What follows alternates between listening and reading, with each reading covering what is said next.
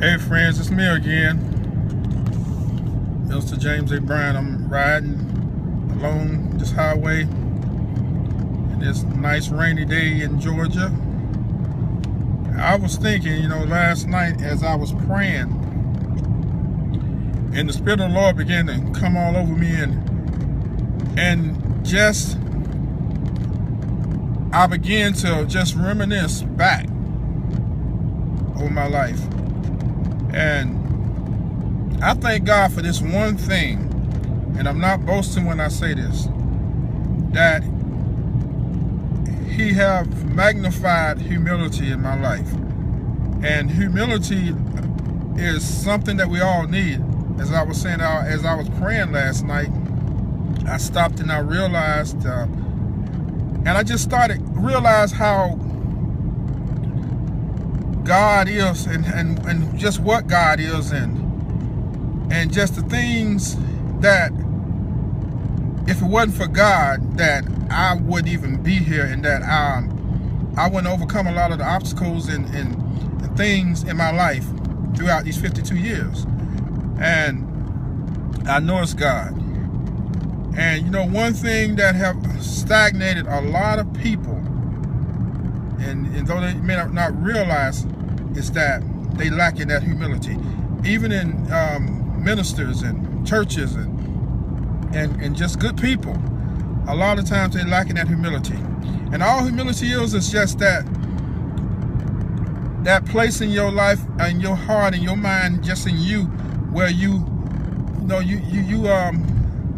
set back your ways, your humanistic ways and everything, and you allow the Spirit of the Lord to lead and guide you, and you realize that it's not you, and that you are nothing, and that you can do nothing without God.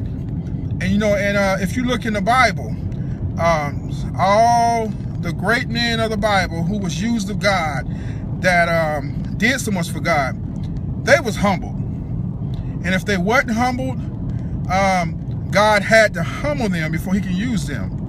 Look at one of my favorites. That's David. David, the Bible says he was a man after God's own heart, because David, he realized that he could do nothing without God. He realized that his strength, his help, he said everything came from God. And David was he was a praise worshiper. He was a prayer warrior. He recognized God. He reverenced God. And that's why he had so much in him, as far as God saying that he was a man after His own heart, because of his humility. And David, as you know, defeated lions, and he defeated Goliaths, and he was a king that defeated so many more armies probably than any man in the Bible, because of his humility.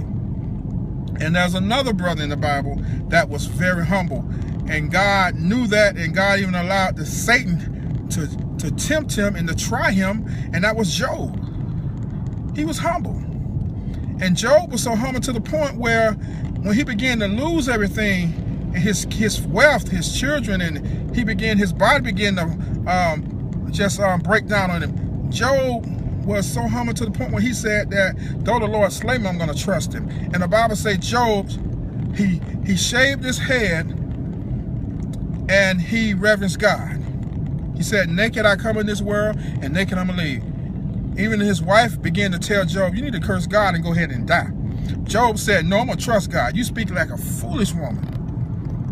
Now, I'm going to tell you something to the brothers out there. Brothers, you think you hard because, you want to puff up, or you think you hard because, it's being a man, that you got to, make a statement about yourself.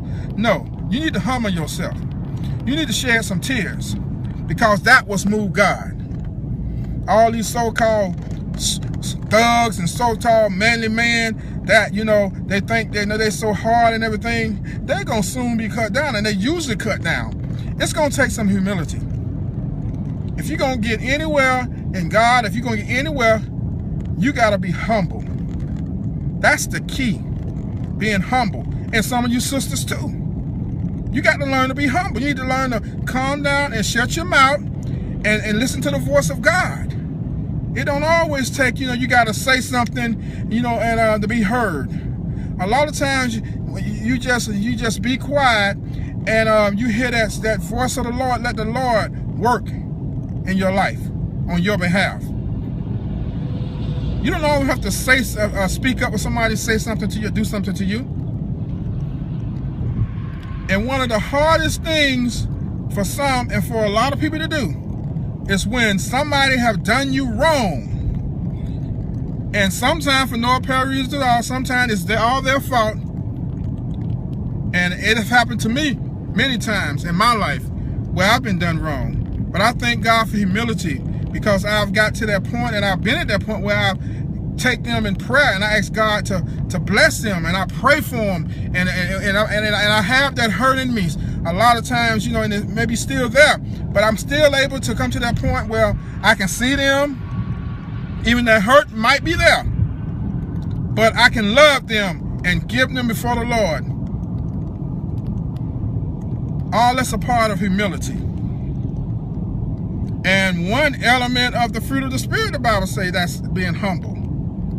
If you say you got the Spirit of the Lord living within you, you have to be humble. So I know I've been rapping the radio for a long time. So I'm just want to drop that note in you real quick, and let me keep my eyes on the road, which I do, and I am. I got my phone sitting up here taping as I drive.